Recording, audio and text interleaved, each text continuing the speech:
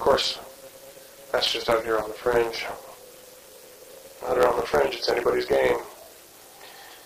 You wonder why I do it. Well, these people need to learn too, and I can handle it, but maybe it's better. I mean, there's a certain sense of freedom, I suppose. The fringe is the first stage of the city when you come in. Beyond the fringe, there's the wasteland, and well, in the wasteland, it's, God only knows what's out there. Weird cults and communes. I mean, there's all kinds of stories.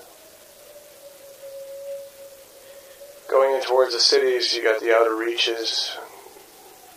This is where people who work at the buildings that aren't the arcologies, anything that's not an arcology that's in the inner city,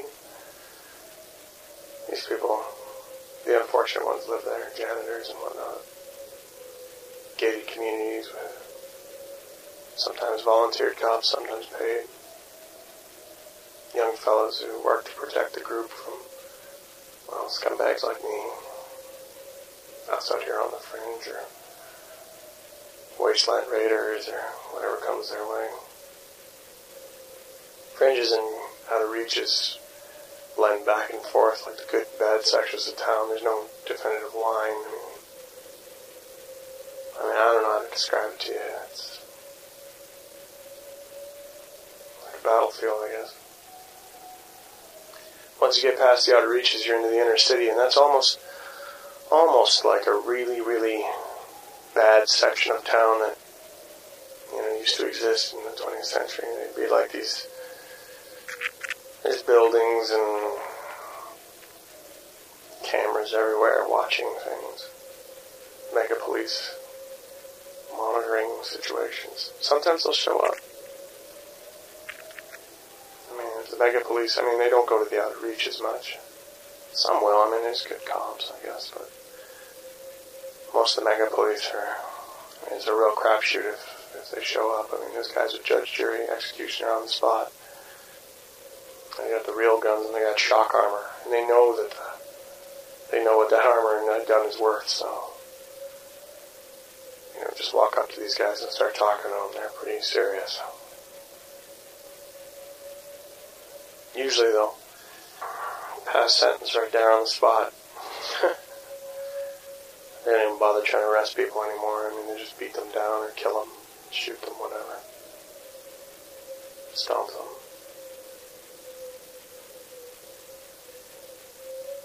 If it's going by the books and they got supervisors with them or whatever, they'll take them to the Four Seasons. Four Seasons. It's another street slang term. I try to keep street slang down. See, it's Queen's English is copyrighted. That's what I try to use, so that you know the way the language is supposed to sound, so that not just the people in the glass towers know how to talk properly. Four Seasons is a slang term from the Four Cs. They went in. It's what the prison system became, convicted consumer concentration camps. They use them for labor and whatnot. They just tell these prisoners, you're convicted of a crime, you wind up going to the camps and working for society. Feed your propaganda day in, day out, and monitor 24/7. There's points you have to, you get so many points you have to generate in a day in order for that day to count on your sentence, so that if you're sent for 30 days to 4 seasons, then if you screw up, they take away points. This means that a 30-day sentence can last 6 months if you don't get enough points to have that day count.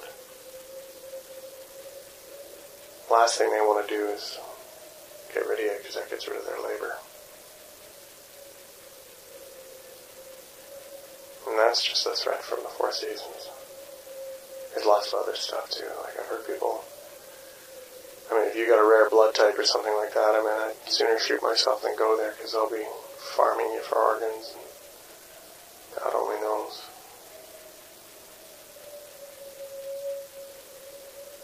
You're better off in the city corps. The city corps, it's court police. But if they catch you, you're probably better off in the camps. I don't know what happens to people that the Corp police get a hold of.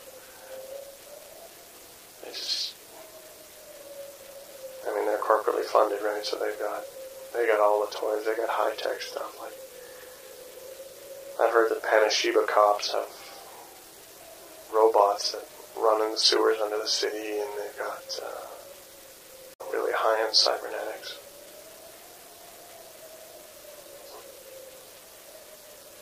People stop trying to break into the arcologies and steal stuff. One does not try to sneak into an arcology. One hides from the arcology. The Corp cops, answer to anyone, and, well, the government can't stand up to them, so, a bunch of Corp cops caught you. If you manage to walk away from that, you're doing okay.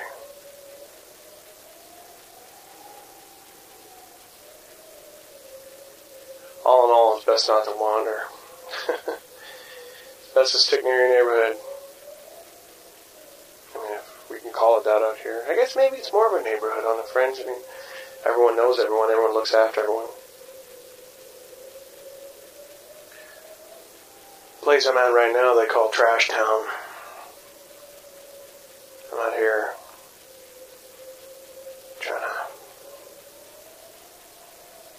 trying to give these people some information. Looks like a giant scrap pile of cars. They got the car condos. Looks like big pyramids of cars stacked neatly on top of each other.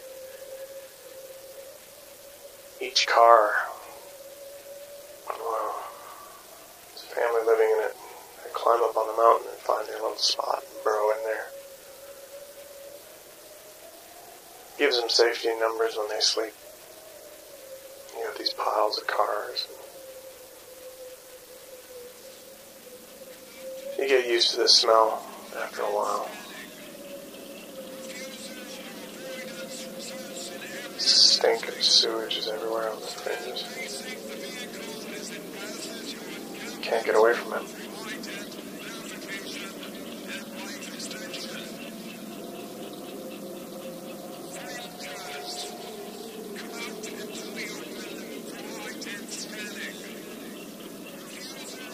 Waste Tech hasn't made its way out as far yet.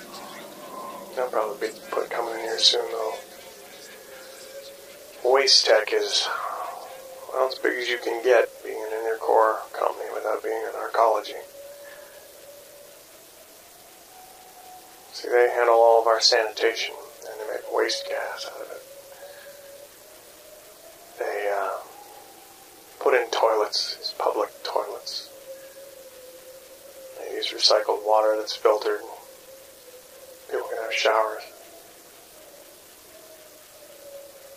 In the houses, they, in the inner city, and even in some of the outer reaches, they have, accounts with the houses. Apparently, you used to have to pay to use the toilet. Now they pay you to use the toilet. Everything that's organic that gets flushed down your toilet, you get money for.